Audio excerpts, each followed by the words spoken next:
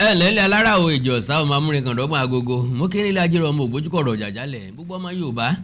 gbogbo ọmọ kóòtù òjìrè bí ẹkú ọjọ́ méjì mẹ́ta àbí ká sọ wípé akú àtìgbàdégbà torí ojoojúmọ́ la fẹ́ mọ́ ríra wa àánú Olódùmarè ò ní fi ń sílẹ̀ o wàhálà àti ìdààmú bíi tí òkú kéré mọ kò ní jẹ́ ìpín yín kò ní jẹ́ ìpín wa lágbára Ọlọ́run mo kí pẹ́ kú ojúmọ́ mo kí pẹ́ kú ojúmọ́ mo kí pẹ́ káàsán mo kí pẹ́ kú ìrọ̀lẹ́ mo kí pẹ́ káalẹ́ àákù tó bá bá yín níbi tẹ́ ẹ bá wà iná ọ̀tán lásán ńlẹ̀ jò fi tán lé kánná ìgbìnrin ọ̀tẹ̀ bá ti ń pàkan nìkan ń rú ọ̀rọ̀ àgbàlá yín ọ̀rọ̀ àgbàlá gébú bá a ṣe ń gbìyànjú láti mẹ́nu dó lóríṣiríṣi ọ̀pọ̀ àṣírí tó ń tú jáde àwọn tí wá ń tú jáde ọkọ̀ jáǹtà lè fi pamọ́ torí pé báralé ẹni bá ń jẹ kòkòrò tí ọ̀dà tá a dákẹ́ tá a sọ̀rọ̀ nínú hẹrẹ́rẹ́ ò ní já sùn àti pàápàá àgbàlagbà tí ọ̀kẹ́ ń sọ̀rọ̀ kọ́mọ́ padà wàá kẹtàn sáré ìgbà tá a bá máa sọ kọ́mọ́ jẹ́gbà tí òun níyì mọ́ ìgbà tá a bá máa sọ kọ́mọ́ ti dà sí jù ìgbà tá a bá máa sọ kí ló dé tẹ́ kọ́mọ́ jẹ́ ìgbà tẹ́ mọ̀ béèrè pé kí ló dé tẹ́ ẹ̀ ti sọ tẹ́lẹ̀tẹ́lẹ̀ òun náà lọ jẹ́ ká mẹ́nu lélẹ̀ báyìí well ọ̀rọ̀ lórí Bólú òun náà ni mo bá wà o torí pé àwọn tí wọ́n mọ Bólú àwọn tí wọ́n dúró ti Bólú àwọn tí wọ́n tọ́jú Bólú àwọn tó tẹ́wọ́ gba Bólú tí Àgbàlá Gabriel fi ń láǹfààní láti máa sọ pé òun bíbejì síbì kan tí àwọn ọmọ yẹn ṣe wò àwọn ni wọ́n ti wá sọ̀rọ̀ báyìí woman kan jáde láti sọ̀rọ̀ woman yìí ó wà lára àwọn tí Bólú pé ńgbà tó bímọ tàbí tí wọ́n pé ńgbà tí Bólú bímọ Bólú lè má ní nọ́mbà ẹnìkan kan lọ́wọ́ àwọn èèyàn kan náà ni ó wò pé tá a lágbọ̀ràn dùn tá a lè yẹn lè fọ̀rọ̀ lọ tá a abánigbọ́ tiẹ̀ tá a lábánirẹ́rù ẹni lára wọn ni woman yìí wà ó jẹ́ lẹ́yìn ojú àánú ó dẹ̀ jẹ́ ní tó ní foundation tó fi ń ṣèrànlọ́wọ́ fáwọn tó kù díẹ̀ káàtó fún láwùjọ Bólú tó bímọ f'Àgbàlá Gabriel lóòótọ́ a ti sọ̀rọ̀ wípé gbogbo ń tọrọ mọ́kùnrin àtobìnrin ká má sọ púpọ̀ ńbẹ̀ àkọ́kọ́ ni pé àdéhùn ní máa wà láàrin ọkùnrin àtobìnrin àwọn kankan máa wá fẹ́ dàbí ìyànjẹ kí ló dé títí ọ̀rọ̀ Bólú fi dàbí ìyànjẹ àkọ́kọ́ ò ní pé Yorùbá máa sọ pé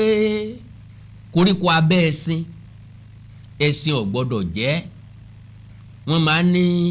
egun tá a so má já lọ́rùn kò sí jẹ fájá Bólú Àgbàlá Gabriel náà ló wà látilẹ̀ tàbí kó jẹ́ pé ìṣòro kan ló lè dá Àgbàlá Gabriel ṣùgbọ́n ọlẹ́gbọ̀n orin ó ń bá wọn ṣe backup singer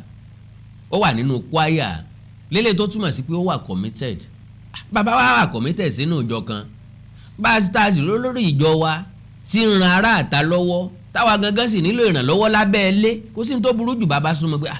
bàbá o ẹ má rò wípé ọdún mọ́rán fáwa náà o ó kù díẹ̀ káàtó síbí ó kù díẹ̀ káàtó síbí o ọ̀nà tẹ́ ẹ bá lè gbà níwọ̀nba láti ràn wá lọ́wọ́ ẹ dákun torí Ọlọ́run bàbá ẹ ṣe fún wa o lọ́mọ yìí lọ bá Àgbàlá Gabriel fún ni wọ́n ní Àgbàlá Gabriel sọ wípé wọ́n ló ń fìyà jẹrẹ bẹ́ẹ̀mi gan ṣe máa ń wọ̀ láti ọjọ́ yìí ọkàn mi ràn ẹ́ lọ́wọ́ ṣùgbọ́n gbà tó corporate bó wà ní sà kí wà ní kí n ṣe sà ọ̀dà tó bá di jọba ìlàgò báyìí wàá bá mi lóòtẹ́ẹ̀lì ibi báyìí náà lọ́mọ òun lọ sí. Yorùbá ní bí àgàn ọ̀bá rọ́mọ pọ̀n yóò tọrọ àbíkú àgàn tó ti ń sunkún àìrí gbẹ́jọ́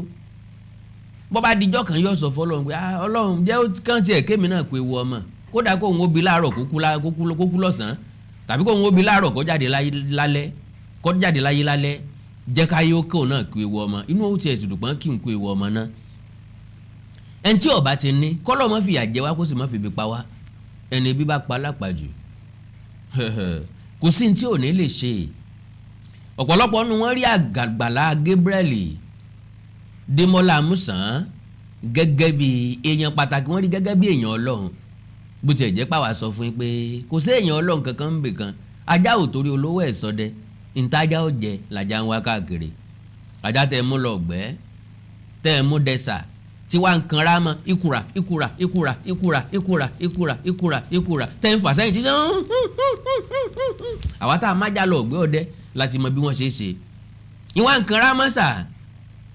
òkè òkété mọ́lẹ̀ yóò fẹ́ máa gbé sá lọ ni o bẹ́ẹ̀ bá múra bọ́ bá yan mọ́lẹ̀ fà yìí kíkì tó bá kì í ó ń gbé sá lọ́nu àwa náà ti múra lẹ̀ á kó pẹ̀tẹ̀pẹ̀tẹ̀ àdábò wèrè ń di yọ sáré pọ̀ lẹ̀ fún wa ńlájà àwọn òfin ní òfin ní bẹ̀ràn jẹ́. now ọmọbìnrin wà vulnerable ó bímọ at the age of 23 years that means ó ti lóyún at the age of 22 so ọmọ tó ṣẹ̀ṣẹ̀ ń jíbọ̀ láyé ni ó wá jí ọmọ tó jẹ́ pé àbí ọmọ bí ó ṣe ṣe o bó ṣe lóore ọ̀fẹ́ bó ṣe lóore ọ̀fẹ́ gbà o torí asat ìgbà tí Àgbàlá Gabriel lè rí ọmọ yìí virgin sí ni kò ì mọkùnrin kò ì ṣe rí wọn ò tí ì kí mọ́lẹ̀ rí so now ó dẹ̀ wá ní trust nínú Àgbàlá Gabriel pé ẹni sọ pé òun ràn lọ́wọ́ ó sì wá lọ kí lóòtẹ́ẹ̀lì bọ́ọ̀ bá tiẹ̀ nígbà gan kí lọ́ọ́ sọ ariwo kí lọ́ọ́ pa kí la yóò wá béèrè lọ́wọ́ ẹ pé ńgbà tó gbọ́ pé òtẹ́ẹ̀lì ṣé wọ́n ń kọ̀wé ní òtẹ́ẹ̀lì ni àbí wọ́n ń ta sínsìn lóòtẹ́ẹ̀lì àbí wọ́n ń gbàdúrà lóòtẹ́ẹ̀lì sóòtẹ́ẹ̀lì jọ ṣọ́ọ̀ṣì ni kí ló fẹ́ sọ pé ọba wá ìṣúrò ẹni ní tọwọ́ ẹni bọ̀pọ̀ arábìnrin tẹ́ẹ̀dílẹ̀ Àgbàlá rọ sí oyún dé Àgbàlá ní owó rẹ̀ kọ́ gbà kórè ṣẹ and you call him pastor you call him a man of God. The man of God tó bá fẹ́ wàásù lórí pew ṣé yóò mọ̀ sọ fáwọn ọmọ ìjọ rẹ̀ pé kò sí ní tó bá dínú oyún ṣíṣẹ́ o bẹ́ẹ̀ bá lóyún bẹ́ẹ̀ bá láìkẹ́ bí ọ̀bá tẹ́yìn lọ́rùn ẹ rí iṣẹ́ dànù tàbí bẹ́ẹ̀ bá fòyàn lóyún out of wedlock ẹ lọ yọ́ dànù because àwọn ìbéèrè kan ń bẹ tó yẹ kéèyàn ó béèrè lọ́wọ́ ẹ̀dá tá ń gbìyànjú àti béèrè lọ́wọ́ Àgbàlá Gabriel tá àti rí dáhùn sí so ó fọmọ yẹn lówó kórè ìṣẹ́yún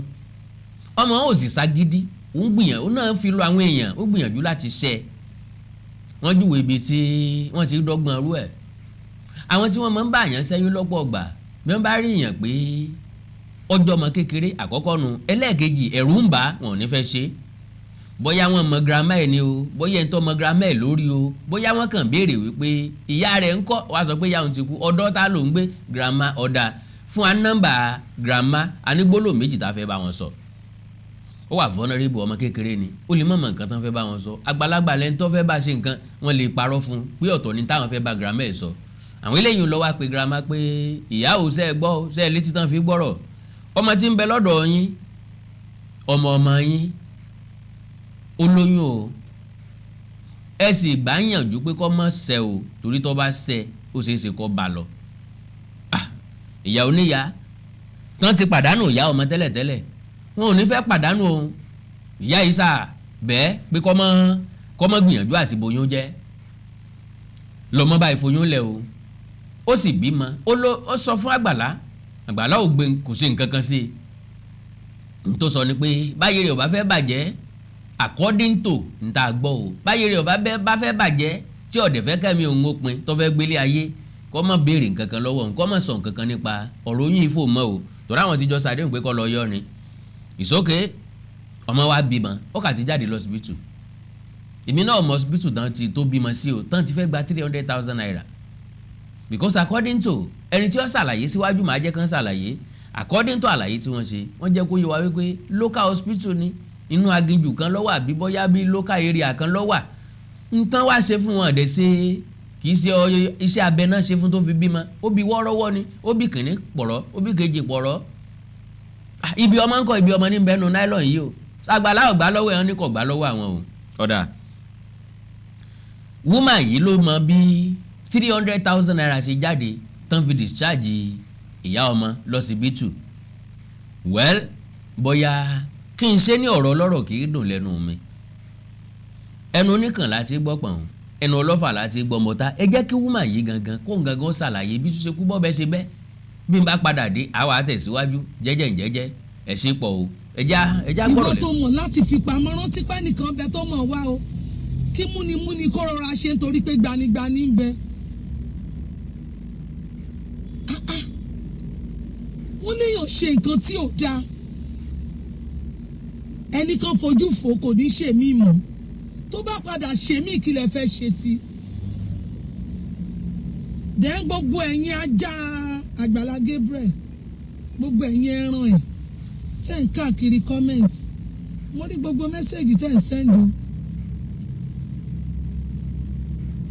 bẹ́ẹ̀ ṣe ń àpíìlì pé kí wọ́n forgive ẹ̀yin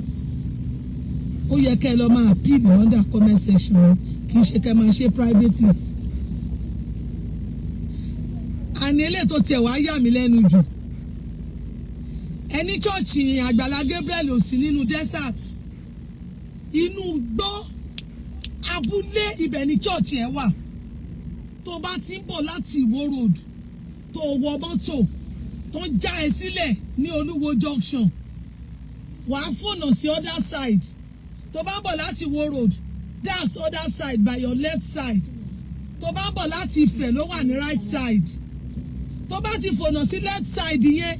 ni wàá ṣe gbé ọ̀kadà ẹ tó bá bí dáa kó fẹsẹ̀ rìn tó bá dẹ̀ jẹ́ pé kò lówó lọ́wọ́ kó ṣàní pure water lápò ni kó máa mú lọ níbi tó wà ní chọ́ọ̀chì ẹ wà. àwọn èèyàn sick wọ́n ní stroke ó lọ gbé wọn sínú gbó ṣé agijù ni kó máa bá wọn sọ̀rọ̀ ẹ̀yin náà tún wá dáhùn sí ẹ wá ń bá mi sọ̀rọ̀ ipe princess chọ́ọ̀chì ò sí nínú gbó ṣé ẹ ya wèrè ni ṣé bẹ́ẹ̀ mi ni mo lọ síbẹ̀ ìyálàyà yín ló lọ bẹ̀ ni tẹ bá mọ̀ kó rú yín lójú ẹ̀ẹ́dẹ̀ lọ síbẹ̀. mo ń bá Bólú sọ̀rọ̀ ń sìn oníchọ́ọ̀chì yẹn oníchọ́ọ̀chì tó wà lẹ́gbẹ́dá yẹn ò tí ì pé 6 months ó ló ṣe bẹ̀rẹ̀ chọ́ọ̀chì ẹgbẹ́dá yẹn ni olódẹ̀ tí wàá gbalẹ̀ sí gbòòrò gbogbo àwọn tó kọ́lé fún Lágìjù ó ti àbádàn wọn síbẹ̀ gbogbo àwọn tí Àgbàlá Gabriel kọ́lé fún nínú Agìjù yẹn ìgbà tí kì í ṣe òun ló ṣiṣẹ́ owó tó ń ná ẹ lọ wá dúró chọ́ọ̀chì tó kọ́ síbẹ̀ ẹ lọ wá dúró ilé tó fún rẹ̀ ń gbé tó kọ́ síbẹ̀ ó ti àbádùn ẹ̀ báyìí dìgbà tí bàbá tó wà develop bóyá in the next 10 years ṣé ẹ ya wèrè ni ṣé ẹ máàdì ni ṣé ìfẹ́ náà lẹ ní àbí ìkànnì yín ẹ nífẹ̀ẹ́ o ẹ nífẹ̀ẹ́ rárá ìkànnì yín gbogbo ẹ̀yin tẹ́ ń support ẹ̀ ìkànnì yín ọ̀run ó dẹ̀ bí yín adániwáyá nà yín ní pàṣán ẹni tó yẹ kẹ́ ẹ pé kẹ́ ẹ bá wí kó dẹ̀ bọ́ sílẹ̀ kó apologize ṣọmọdé mo rí jẹ kó má ra lọ́wọ́ ni ẹ wá rò pé tó bá jọ náà ló pe bọ́ọ̀ì yẹn ló pe Àgbàlá ẹ rò pé bóyá kò ti ní bọ́ sọ́ọ̀n láì ni ṣé ìránṣẹ́ Ọlọ́run máa ń ṣe nǹkan tó ń ṣe yẹn ṣé ìránṣẹ́ Ọlọ́run máa ń ṣe òṣì tó ń ṣe yẹn ẹ kàn jẹ́ kéèyàn fẹ́ fún lórí ọmọ téèyàn lè bí àbórí ẹ̀yìn àtàgbàlá jọ dàrú dànù ni don't come to my page and say nonsense don't send me a message ẹjọ́ ya wèrè pọ̀ ni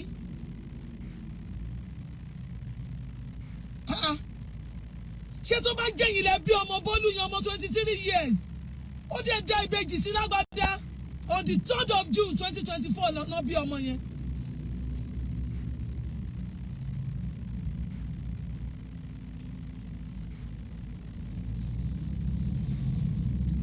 of June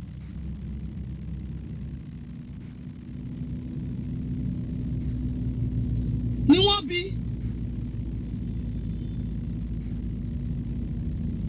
láti ìgbà yẹn ni Àgbàlá àti àbádàn ọmọ yẹn wọ́n bẹ́ẹ̀ tí kò tó lọ san owó tó fi discharge ẹ̀ lọ hospital wọ́n ṣe némi ọmọ yẹn àwọn abẹ́ wọ́n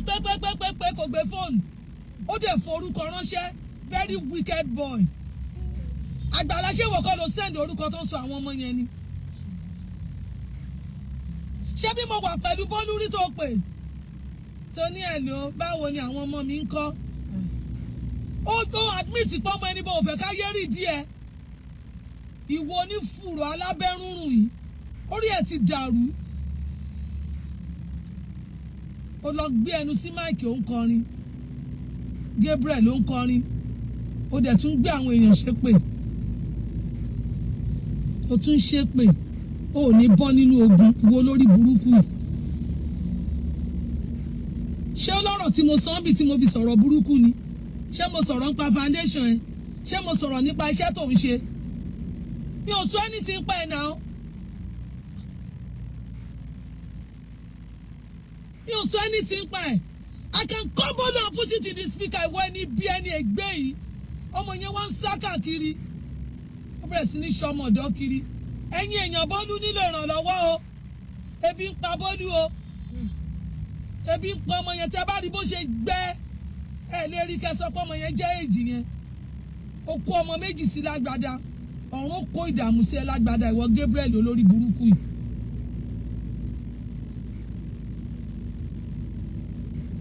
mi ò ní kankan ṣe pẹ̀lú ẹ mi ò ní ọ̀rọ̀ kankan bẹ́ẹ̀ ṣe lọ tọ́jú àwọn ọmọ yẹn ọkùnrin láńtìláńtì tó bá padà tètè lọ sọ fún àwọn ajá ẹ̀ tán kọ́mẹ̀ntì kiri tó bá padà kọ́mẹ̀ntì anything bí àbí tí wọ́n bá padà lọ sọkúsọ káàkiri fọ́tò àwọn ọmọ ẹ̀ máa display wọn bí fọ́tò Bólú wọ́n wá rí ọmọ tí wọ́n kìíní sùn lé lórí wọ́n á rí ọmọ léńjẹ tó sùn lé lórí tíyàwó bá tí abẹ́ bá ń wọ ẹgbẹ́ òde lọ fẹ́ yàwó jọṣọ́ máa mú ẹni. Gabriel tó bá ní ìyàwó mẹ́wàá kò sẹ́ni tó máa challenge ṣebí wọ́n ló ní wọ́n.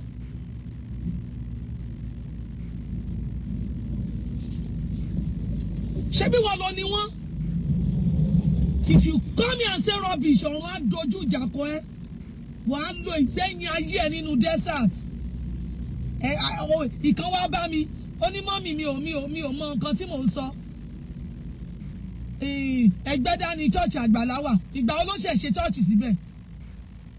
wọ́n tún send ọmọ yẹn ó tún ṣe fídíò ibẹ̀ church tó ní sẹ́gbẹ̀ẹ́ títì tí ó ti pé 6 months àti desert tó lọ ń kó àwọn èèyàn sí tó fi ìyà jẹ wọ́n mọ́bẹ̀ tó ní pankẹ́rẹ́ ló máa ń na gbogbo àwọn staff ẹ orí ẹ̀ ti dàrú ni.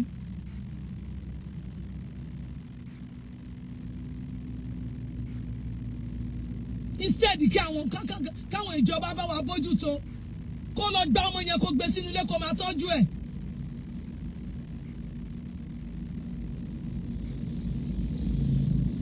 Ìkànnì yín o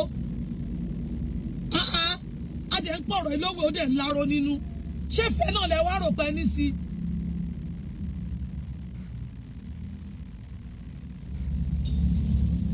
ṣé ìfẹ́ lẹ rò pé ní sí Àgbàlá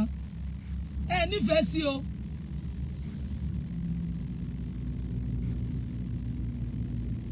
ẹ nífẹ̀ẹ́ sí rárá. mo ní èèyàn wà nínú gbó ṣé bí Rónkẹ́ ọmọ ìyá àbèjì ọmọ aráyé lè ṣe bó sọ fún yín bí ó nínú gbó làwọn wà ẹ sọ pé irọ́ ni ipe gbàtàn kọ́kọ́ lè fi ṣèbó ń jó kí ló dé tó wá dì sí ẹ ń pè lábíbi ṣólóore ẹ̀yin náà gbé ṣẹ̀dá yín lọ sínú gbó kẹ́ lọ máa gbé bẹ́ẹ̀ kẹ́yìn àti ejò àtàǹjọ̀nú kẹjọ máa sùn kẹjọ máa jí. Àgbàlá ti kó kúrò bí ó ti lọ nílé sí gbòòrò ó ti gbé chọ́ọ̀chì ẹ̀ wá sẹ́gbẹ̀ẹ́ títì owó àbádàn yẹn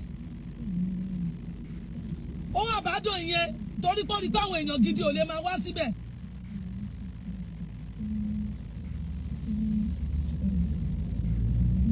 Kí ló dé? Kí ló ń ṣẹlẹ̀ gan? Wọ́n ní mo lọ síbẹ̀ ó di 28 minutes mi ò pàdé èèyàn kan báyìí lọ́nà. Kìdẹ́ ṣe pé mo rìn mo gbé mọ́tò ni ẹ̀yin náà dẹ̀ lọ síbẹ̀ kẹ́ tíráì kẹ́ padà wá kẹ́ wá sọ pé rọ́ ni mò ń pa ẹ wá ń sọ fún mi pé kínní tó bá sọ̀rọ̀ òdì sí mi gbogbo tó tara ẹ jáde ò ní jèrè wọn tó bá lépa mi gbogbo tó ń dùn ẹ nínú adìẹ kún mọ́ ẹ lójú tó bá fi bí wá mi kiri gbogbo tó ń fún ẹ láyọ̀ adẹ̀kún lójú ẹ.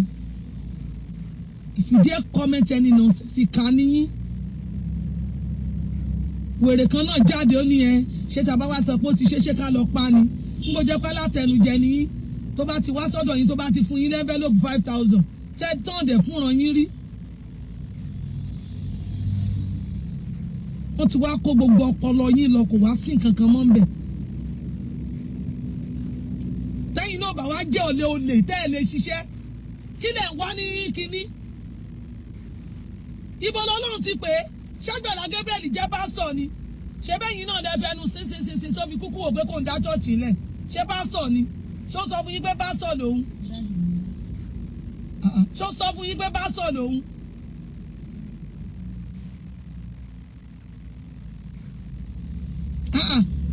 mo ló ṣẹ̀ṣẹ̀ wá ó ló ṣẹ̀ wá síbẹ̀ yẹn ó ṣẹ̀ wá sẹ́gbẹ̀ẹ́ títì ẹgbẹ́ dátẹ̀só ṣẹ̀ wá síbẹ̀ ni olúwo bọ̀sọ̀ ẹ̀ ti máa rí sábọ̀dù ẹ̀ gàdàgbà ń bẹ̀ là ń lọ kọ́lọ́ má jẹ́ kọ́rọ̀ ọlọ́rọ̀ di tèèyàn. Àwọn ìbejì yẹn làánú wọn ṣe mí. Tẹ bá rí àwọn ọmọ yẹn, mo wá rí gbogbo yẹn lọ ń gbé àwọn ìbejì AI ẹ̀ ń gbé káàkiri. Ṣé àwọn ọmọ tẹ́ ń gbé kiri yẹn ta ló sọ fún ipò máa gbà lánìyẹn? You are expecting me to bring out the picture. Kó lọ ṣe the needful. Kó tọ́jú ọmọ yẹn. Kó ṣì dànù.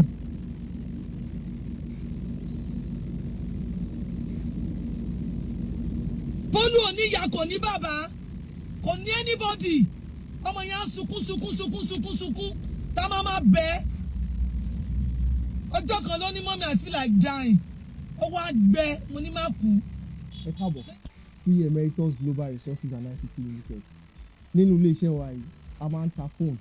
a máa ń ra fóònù, a máa ń ṣe swapping fóònù, gbogbo anything tó bá jẹ mọ́ fóònù àti laptop, àwọn oríṣiríṣi gadgets tẹ́ mọ̀ bíi iPhone, Samsung, Infinix, Oppo, Tecno, Redmi, gbogbo wọn pátápátá ló wà àti àwọn laptops oríṣiríṣi bíi MacBook, bíi Dell,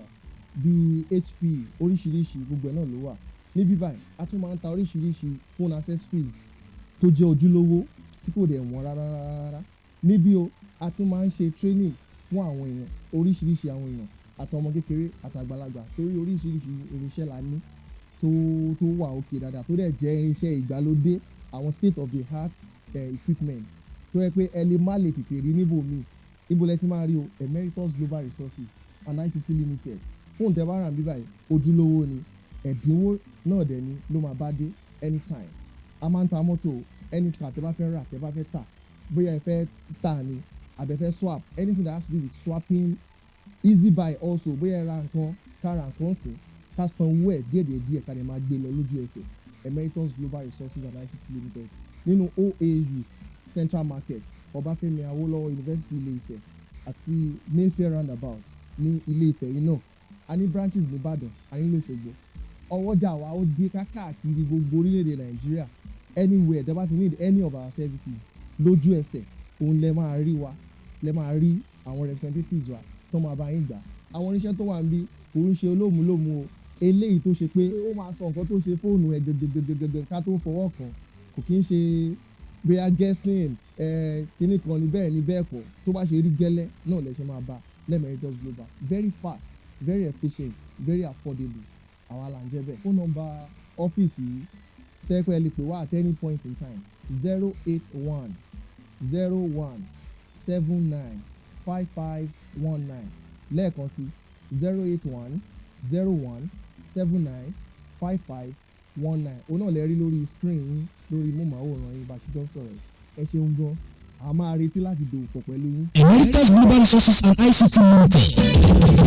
Ìbẹ̀tẹ̀ ìgbà pẹ̀lú ẹnìkan tó fún bẹ́ẹ̀ tẹ̀lé ìdùnnú ìyẹ́gbẹ́ ilé-iṣẹ́ Emeritus Global Resources and ICT Limited sókè téńté níbi kan tẹ olówó fóònù alábìká tó jẹ́ ìyá ìpè pẹ́pẹ́ níta fún accessory bíi screen àti screen guard, quality battery, phone casing, charger, pouch àti bẹ́ẹ̀ bẹ́ẹ̀ lọ. Gbogbo ẹni tó fẹ́ràn laptop tó fún ní mọ́tò bẹ́ẹ̀ ẹni àwọn ìyàlódò Emeritus pẹ̀lú àwọn ẹ̀yà laptop tó jẹ́ ojúlówó. Fóònù tàbí laptop ní wọ́n ń ṣòdodo. Àwọn akọ́ṣẹ́mọṣẹ́ engineer tí ìbẹ̀rẹ̀ tó ṣe ní kíákíá ti wà ń kalẹ̀. Ẹni tó fẹ́ pẹ́ nípa ilé iṣẹ́ ń ṣe fóònù àti laptop. Ẹni oṣù píìmù lọ́dọ̀ wọn, ilé iṣẹ́ Emeritus ń ṣe easybuy kẹ́lẹ́ fóònù kẹ́lẹ́ ìṣòwò díẹ̀díẹ̀. Wọ́n sọ́ọ̀pù fóònù àlòkùsọ tuntun bó sì fẹ́ tẹ fóònù tàbí laptop ní ìrọ̀rùn gbẹ́dẹ́ nínú iṣẹ́ wọn. Gbogbo èyí tẹ́ fẹ́ ra laptop tuntun ẹni tó fún èyí tẹ́ fẹ́ tẹ èyí tẹ́ ń lò tẹ́lẹ̀. Emeritus Global Resources and ICT Limited ní ẹni ilẹ̀ tẹ̀rẹ̀tà. Bí ẹ bá ti dé campus gate OAU ẹgbẹ́ òkèlè tó ń lọ sí Central Market. Ẹgbẹ̀rẹ̀ Emeritus Global Adjacent MTN office ní wọ́n gbà OAU campus Ilé-Ifẹ̀. Ètò ìkàsọ́ ní ilé olókùn roundabout níbi tí Finance House wà tẹ́lẹ̀. Lẹ́fọ̀ Ilé-Ifẹ̀ nípìnlẹ̀ Ọ̀ṣun tẹlifon 081-01-79-5519. Emeritus Global Resources and ICT Limited. Òkèlèyà ẹ̀yìn dẹ́nu.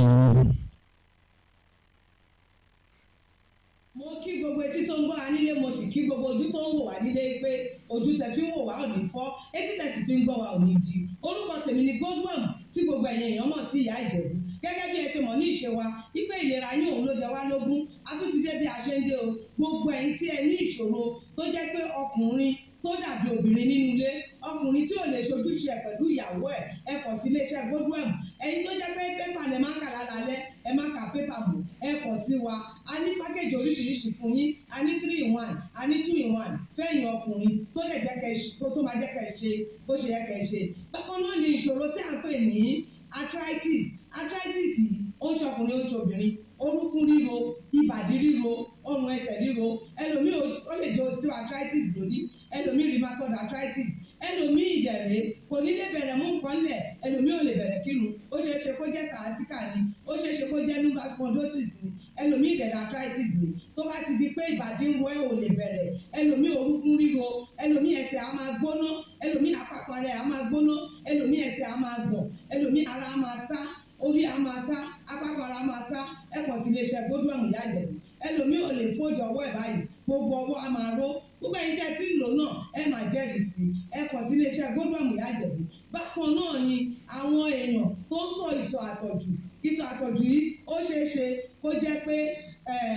prostate enlargement ni, fún ẹ̀yin ọkùnrin tẹ́ ti lé lọ́mọ 40 ọdún tẹ́ bá ní prostate enlargement ẹ lè máa tọ̀ léraléra, ẹlòmíì ò ní rí tọ̀tọ̀ rárá, ẹlòmíì ìdẹ̀rẹ̀ tó bá fẹ́ tọ̀ á máa ní ìrora, ẹlòmíì ìdẹ̀rẹ̀ kó tó débi tó máa tọ̀ sí tọ̀ ìtì máa jábọ́, ṣùgbọ́n obìnrin ní a máa tọ̀ léraléra kó tó débi tó máa tọ̀ sí tọ̀ ìyá ti máa jábọ́, ó ṣe é ṣe kó jẹ́ weakness of bladder làwọn ní, àbí kó jẹ́ infection, àbí kó jẹ́ diabetes insipidus tí a mọ̀ sí àtọ̀gbẹ, ìyẹn náà lè fà á ká máa tọ̀ púpọ̀ jù, ẹ kàn sí iléeṣẹ́ Godwin Ìyá Ìjẹ̀bú, èyíkéyìí tó lè fà á kẹ́ ẹ máa tọ̀ púpọ̀ jù ara iṣẹ́ wa ni, lára iṣẹ́ tèmi jogún látọ̀dọ̀ bàbá mi, àtọ̀jú yín gbogbo ẹ̀ ó sì padà sí àyè ẹ̀ bó ṣe tó àti bó ṣe yẹ. Bákan náà ni àwọn tó ní hepatitis ooru inú ẹ̀dọ̀ ni,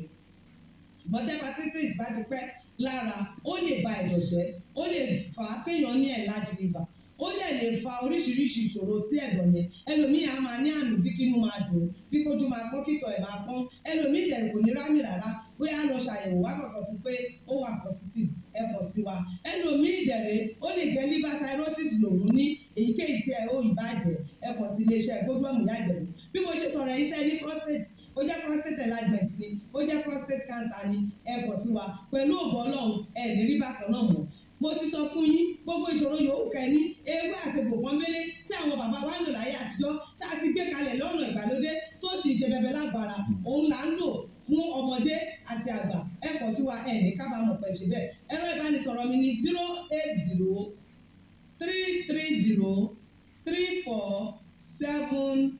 08033034777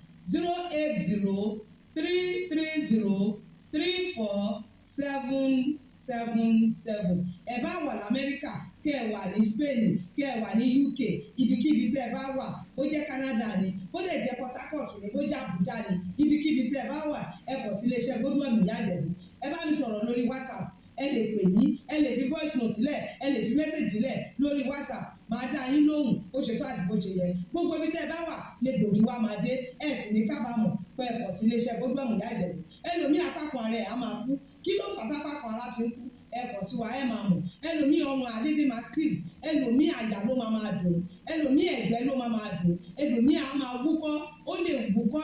kókó ti wà lẹ́nu ẹ̀ tipẹ́tipẹ́ tí ò sì ní lọ, ẹlòmíì ìdẹ̀rẹ̀ ó máa ní ìṣòro àti breathe in oxygen, breathe out carbon dioxide, á wá máa ní ìṣòro, á máa ní kàtà gbogbo ìgbà, kí ló fà á? Ó ṣeéṣe kó jẹ́ asthma ni, ó ṣeéṣe kó jẹ́ bronchitis, ó lè ṣeéṣe kó jẹ́ pneumonia cough lèwọ́ ní. Tó bá ti kàn sí wa, èyí tó bá jẹ́ nú ẹ̀ ló máa determine irú egbògi tá a lè kẹ́ra láti lè ṣe wa. Ẹ ṣe mọ̀, mo ti sọ fún yín o, ẹ̀rọ ìbánisọ̀rọ̀ wa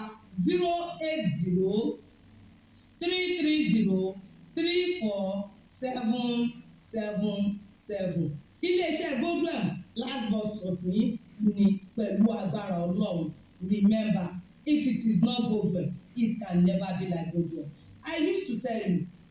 health is something to be treasured. Ire o. Bá bọ̀ àlàyé lèèyàn máa lè kojú ogun.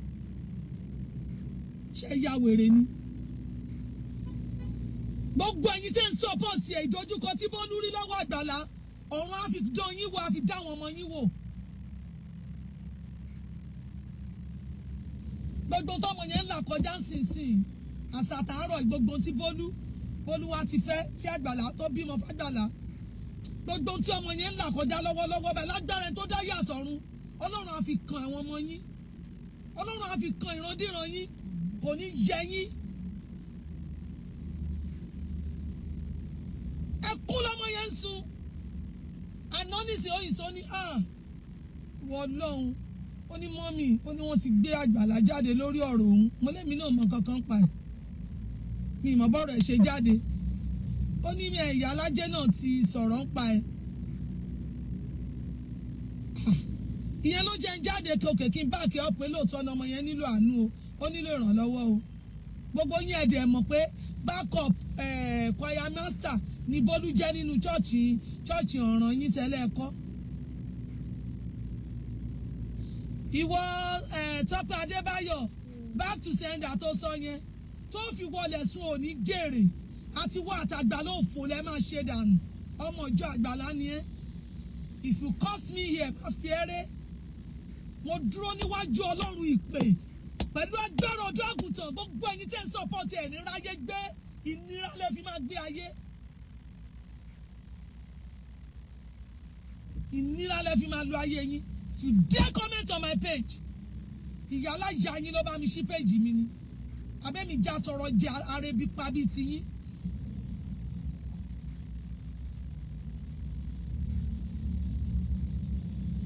mo jẹ́ wọn pé ká tiẹ̀ ṣe kó tọ́jú àwọn ọmọ yẹn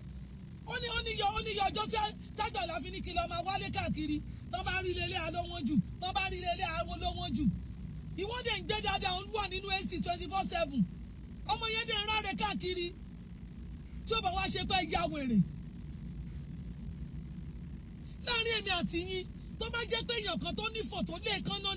ni ó bí Bólú tó bá jẹ́ èèyàn kan tó nífọ̀ tó lé kánná ló bí Bólú ṣáṣírí yóò ti ní tú tipẹ́ ṣé yẹ ẹ̀ máa lajú lẹ̀ gbàgbàlá rí pé girama lọmọ yẹn wà lọ́dọ̀ ẹ̀ ló lọ ń tẹ́tì wọn bọ́rọ̀ ìbá fi lè jáde sí tó tán fún yín nìyẹn o ó wà bẹ́ẹ̀ náà lórí fóònù tá a máa pè mo tún ti gbọ́rọ̀ kan ẹ bá Bólú sọ̀rọ̀ mọ̀mọ́ ẹ bá Bólú sọ̀rọ̀ bọ́rọ̀ ìbá fi lè jáde ebi apá àwọn ìbejì ẹ̀ ebi ó sì tún pẹ̀ yín náà olówó ọ̀ràn mi mẹ́ tó láwèrè lóhùn Àgbàlá Gabriel lọ ṣọ́ ara ẹ o lọ ṣọ́ ara ẹ lọ gbé Bólú lọ gbalé fún ọkọ fún lára àwọn ilé tó ń kọ́ kiri ṣé bó máa ń bẹ̀wọ̀n èèyàn tọrọ bára ó dẹ̀ gbé Bólú jókòó kó káwọn bèjìlé lọ́wọ́ kó bá gba bára tó bá kúkú gbé wọn wá kúkú fún ẹ lọ́wọ́ will I be lying kí ni mo fẹ́ máa parọ́ fún ẹ fún I get nothing in telling lies for what èmi ti wáyé mo máa ṣe rere mo máa rí rere ṣe màá gbé ayé lọ́lá màá gbé ayé lọ́rọ̀ gbogbo èso tó tara mi jáde ajéyàn ńlá mi láká wọn ò ní gbọ́jọ́ lọ́jọ́ lọ wọn ò ní kó sọ́wọ́ aládánwò ọkùnrin bí ṣe ò bá là ọmọ inú ẹ̀ máa ń là ni bí mi ò jẹ́ bilóníà àwọn ọmọ mi á jẹ́ trilóníà kí ló ṣe yín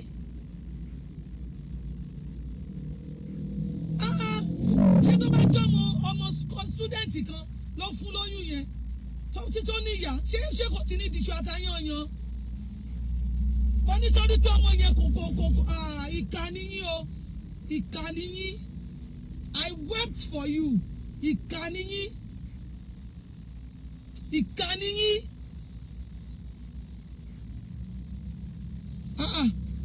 wọ́n ní kán pẹ́ẹ́nù pọ̀pọ̀ bó lè wẹ́ níbi tó nìkan gbé sí ọ̀dà àbórí yín dàrú ni.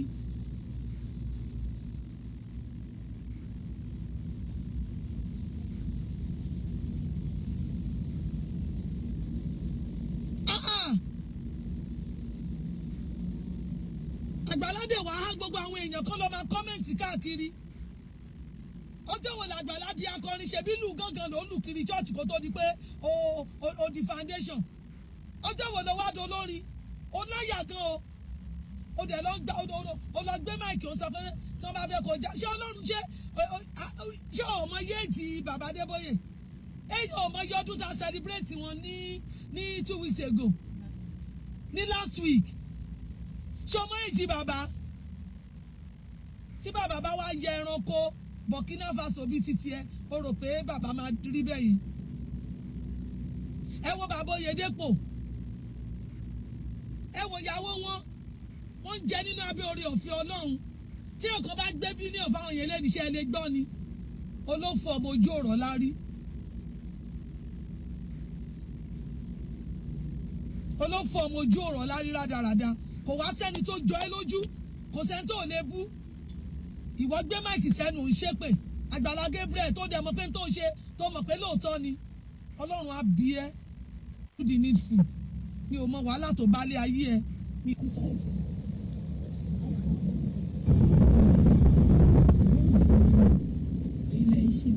So what are you saying? What are you saying? Ìkànnì yín o gbogbo yín pátá dẹ̀ lọ́lọ́run máa bí mi ò ní kankan ṣe pẹ̀lú ẹ ẹ̀sìn tó kàn mí go and get Bolu balẹ̀ fún ọkọ̀ dẹ̀ pé ìyàwó ẹ ó ti ṣẹlẹ̀ o ẹ fún ní yàrá kan lọ́dọ̀ yín bẹ̀ ẹ̀dẹ̀jọ́ máa gbé bẹ́ẹ̀ kọ́ ọmọlùpọ̀ bọ́ ṣebí wọn ló fẹ́ bímọ tó pọ̀ ẹ̀ náà wẹ́rẹ́wẹ́rẹ́ lọmọdé ń bímọ bọ̀ pé wàá fìyà jẹ Bólú òpùrọ́ o pé wàá fìyà jẹ Bólú òpùrọ́ o irọ́ ńlá ni kò tí ẹ lè work kò lè work rárá. Put this one for me.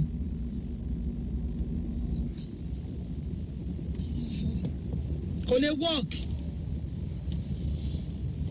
Gbogbo ẹ̀yin tí ẹ mọ rere tẹ́ ń ṣe ẹ múra sí. Gbogbo ẹ̀yin tí ẹ mọ bí ṣe ẹ múra sí. Bíbélì ní èmi ń bọ̀ kankan. Èrè mi ń bẹ pẹ̀lú mi láti san fún oníkálukú gẹ́gẹ́ bí iṣẹ́ ọwọ́ rẹ̀. Kò wá tán síbẹ̀ o. Ó ní ìbá ṣe búburú, ìbá ṣe rere. Tó já sí pé Ọlọ́run gan bọ̀ pé àwọn kan máa ṣe búburú, àwọn kan máa ṣe tó dáa. Please, Àgbàlá Gabriel lọ bá Bólú o.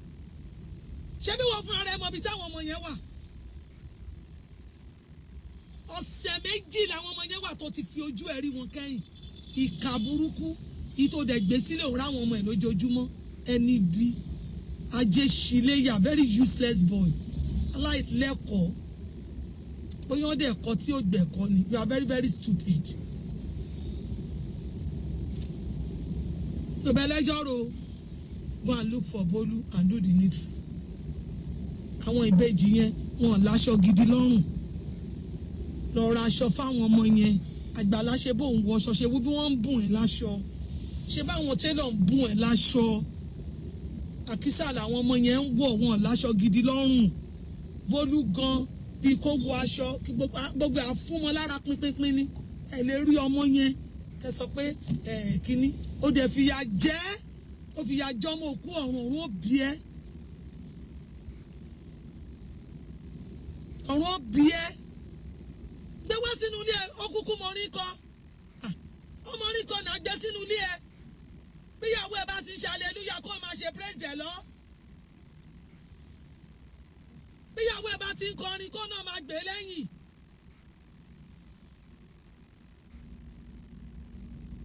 Having 3-10 wife is not a sin. Tó bá ti capable máa fẹ́ wọn lọ. Ṣé bẹ́yàn kan náà ló kúnjọ onítàn ní gbogbo ọmọ ẹ̀jẹ̀ 206. O sì tí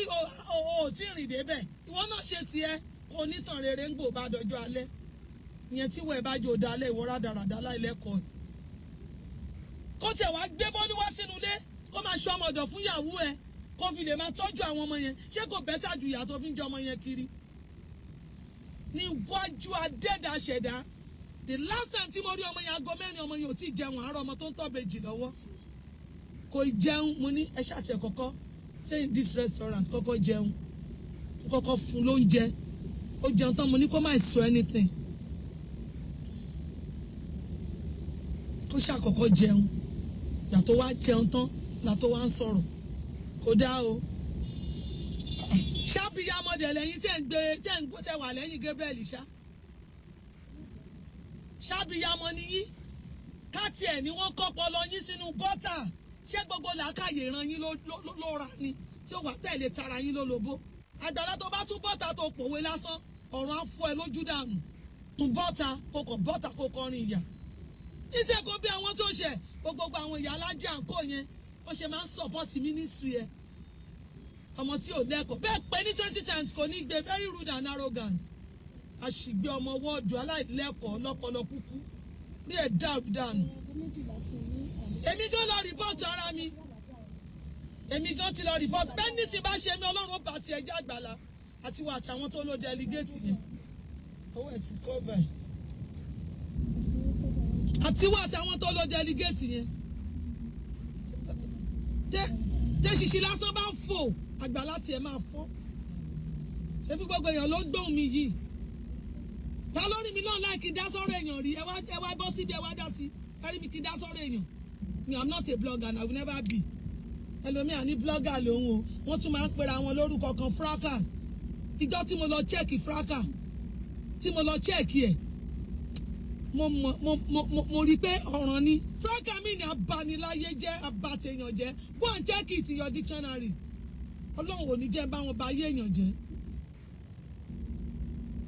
ọlọ́run mi ò ní jẹ́ ọlọ́run mi ò ní jẹ́ kí n bá wọn nípìn láti bàtà ayé èèyàn jẹ́ go and do the needful lọ tọ́jú ẹ̀ lọ tọ́jú Bọ́lú gbogbo Nàìjíríà bí pa Bọ́lú o ọmọ méjì ló wà lọ́wọ́ kúnrín láńtìláńtì bóyá ọjọ́ tó ń bá tiẹ̀ rí píkṣọ̀ yẹn gan wọ́n mọ̀ pé ó yán lọ kàn ẹ́ má gbélébùú ni wọ́n jàtìjàtì aláìlẹ́kọ̀ọ́ iṣẹ́ tó ń ṣe ni tọrọ bára fún sọ pé ẹ̀yin èèyàn mo ti ṣe o mo bí ìbejì ohun òrówó tọ wọ́n á dáwó fún ẹ̀ náà ọmọ yẹn á dẹ̀ máa ṣayé ẹ̀ díẹ̀díẹ̀.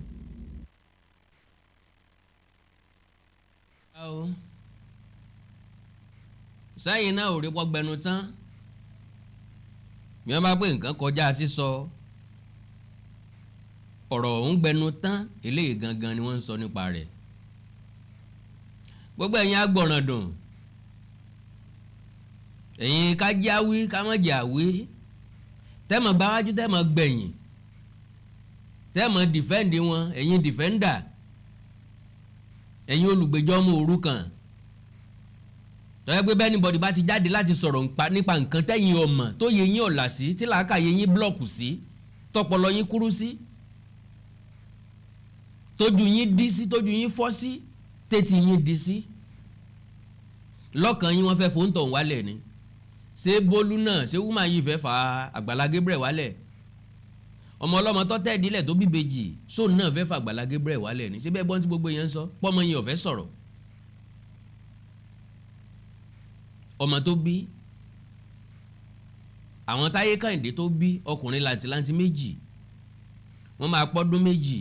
lọ́jọ́ kẹta oṣù kẹfà ọdún tá a wà yìí ọjọ́ wo l'Àgbàlá Gabriel gbìyànjú láti ṣe shopping fún wọn tọ́ra aṣọ lọ pé aṣọ rèé o mọ̀ bá ń wọ̀ fáwọn ọmọ yìí o níbẹ̀ yìí náà gbọ́ngbà tí ó máa yìí sọ òun ti wà ń bẹ̀ rí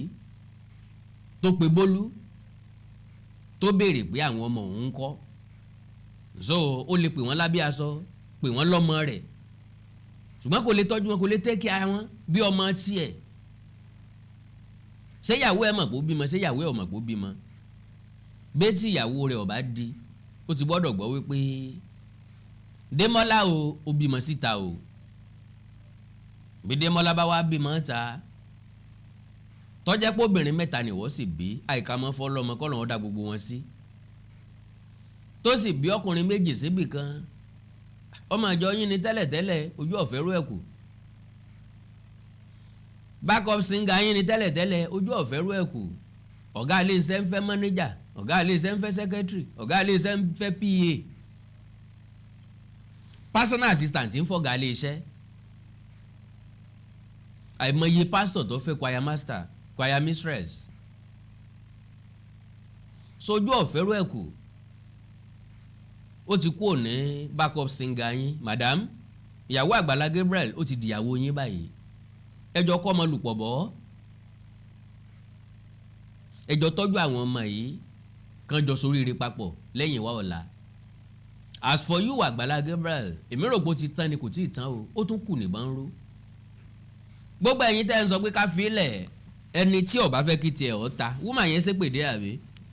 èmi ò ní ṣépè púpọ̀ ẹni tí ó bá fẹ́ kí tiẹ̀ ọ́ ta tí ó sì fẹ́ kí gbàrẹ̀ ọ́ dàrú ẹ má mẹ́sẹ̀gì mi pé ká fa Àgbàlá Gabriel lẹ̀ àsìkò tiẹ̀ ló dé ọjọ́ ọjà ọ̀rọ̀ tiẹ̀ ló pé là ń na a sì na títí dìgbà tí ó fi tú èyí tó bá sọ ọmọ ẹlòmíín ni ẹnu yín máa jó belebele ẹnu yín ọmọdé kàrà tí ọmọdé dùndún ni tẹ́ mọ̀ sọ̀rọ̀ fatafata tó yín ó lòkì tán ńgbẹ́ ti gbọ́ ṣé pásítọ̀ nìyẹn kò ń ṣe pásítọ̀ náà ó Kẹ́mi Àkàndá ọ̀rọ̀ Awikonko tó sọ̀rọ̀ lórí nǹkan kí n tó mú ẹnu lélẹ̀ lórí nǹkan yẹn bad lóòótọ́ kí n tó fèsì èèyàn ẹni yẹn bad lóòótọ́ ẹni yẹn ò dáa rárá torí pé mo máa ń take time mi tí n bá fi defend èèyàn ẹ̀yin lè mọ́ gbà ẹ kọ́kọ́ lọ wádìí ohun tó ń wò dáadáa lẹ́rìí pé mo ṣe wí ló máa ń rí torí pé mi ò kí ń jìjẹ̀bi ifá àtọ̀ tí ma fẹ́ defend anybody màá ní information mi lọ́wọ́ màá wò pé sógun tí mo lè ṣẹ́ ni tí ìbá sógun tá a lè ṣẹ́ màá sọ fún pé kó fìjà lẹ̀ fọlọ́ ń jà kó fọwọ́ lẹ́rán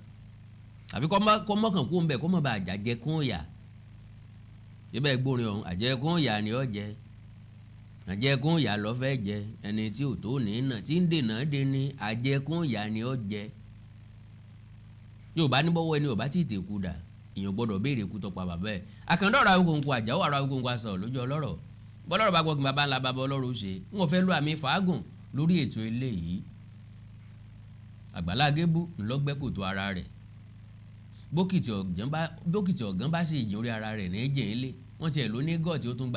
gba stúdíò lọ́ọ́ sórin ẹnu ẹ̀dùn lórin okú ẹ̀dùn ń dì náà ẹnu ọ̀gbọ́dọ̀ mọ́ dùn lórin òdòbòdòbò òdòyàndòyàn ọmọ ọlọ́mọ wọn ní bó ṣe ń dòyà lọ ń dọ́mọ ọlọ́mọ mẹ́fà wíwó ọ ẹ̀sẹ̀ fẹ́ pé 33 years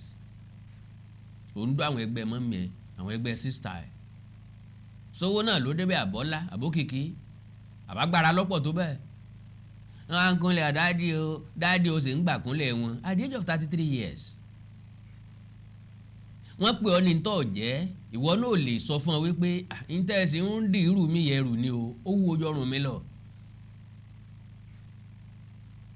àwa kan wà tá a mọ̀wọ́ lẹ́rán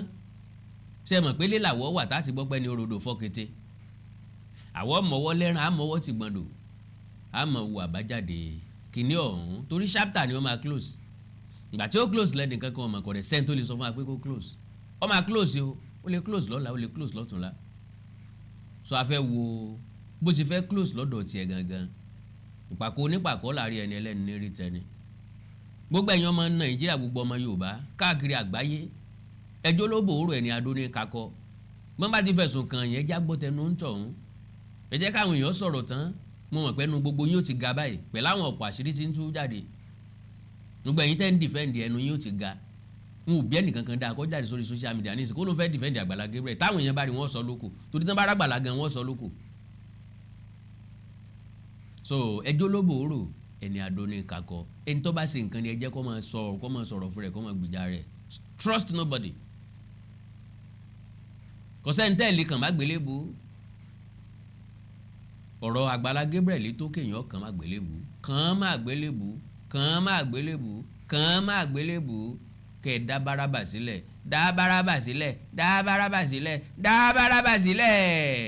Àjàó Àrò Awíkonko asọ̀rọ̀ lójú ọlọ́rọ̀ bọ́lọ́rọ̀ bá gbọ́ kí bàbá ńlá bàbá ọlọ́rọ̀ ó ṣe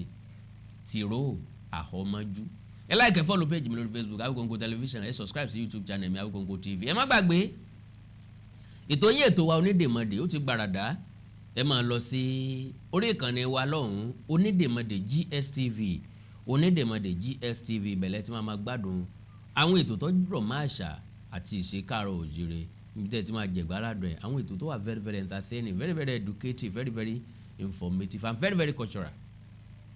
ńbẹ̀ lẹ́ ti máa bá ẹ lọ bá ń subscribe mọ́ ńbẹ̀ yín ni o ẹ lọ bá ń subscribe sí Onídèmọdè GSTV Onídèmọdè GSTV bákan náà ni Ojú Òṣùpá níbi tá a ti ránra wa létí àwọn erémọdé tá a ti ṣe sẹ́yìn tá a ti ṣe ń gbà tá a wà léwe tá a wà lọ́dọ̀ ẹ̀já gbìyànjú God bless you. Tẹ́ bá ní nǹkan pàtàkì tẹ́ fẹ́ kájọ sọ ẹjá sọ lórí WhatsApp +234-904-851-9362 +234-904-851-9362. mo rí ọ̀pọ̀lọpọ̀ èèyàn tí wọ́n ń pè mí directly kí ló dé tẹ̀yìn èèyàn kì í gbọ́rọ̀ náà stop calling me directly I will never pick any ó dàbọ̀ ó dìgbà kan náà God bless you. Awíkonko development fans club ilé aláyọ̀ ilé wa.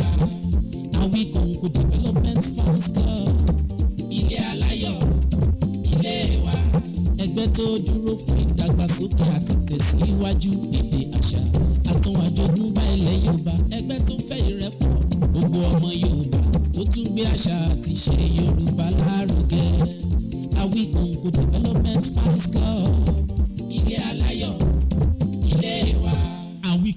Development Fans Club Worldwide. Ẹgbẹ́ tí kò rọ̀gbọ̀kú lé ìjọba. Ẹgbẹ́ tó dúró fún ìdàgbàsókè àti ìtẹ̀síwájú èdè, àṣà àtún àjogúnbá ilẹ̀ Yorùbá. Pẹ̀lú àtìlẹ́yìn gbajúgbajà pèdèpèdè ni Àkàndá ọ̀rọ̀ Awíkonko. Ẹgbẹ́ tó ń fẹ́ ìrẹ́pọ̀ gbogbo ọmọ Yorùbá. Ẹgbẹ́ tó ń gbé àṣà àtìṣe Yorùbá lárugẹ. Ẹgbẹ́ tó dúró láti ṣàtìlẹ́yìn tó gbọngbọ́n fún Àkàndá ọ̀rọ̀ Awíkonko àti àwọn ètò rẹ̀ káàkiri àgbáyé. Àǹfààní wà láti darapọ̀ mọ́ wa. Ẹ bá wa sọ̀rọ̀ lórí WhatsApp nìkan. Ẹ lè pè wá, ẹ lè send text message tàbí voice note pẹ̀lú àwọn nọ́mbà wọ̀nyí: +234 80 53 27 0136 tàbí ààrẹ ẹgbẹ́ Adéolú Adékọ́lá lórí +170 48 91 2729. Awíkonko Development Fans Club Worldwide. Ilé aláyọ̀ nílé wa.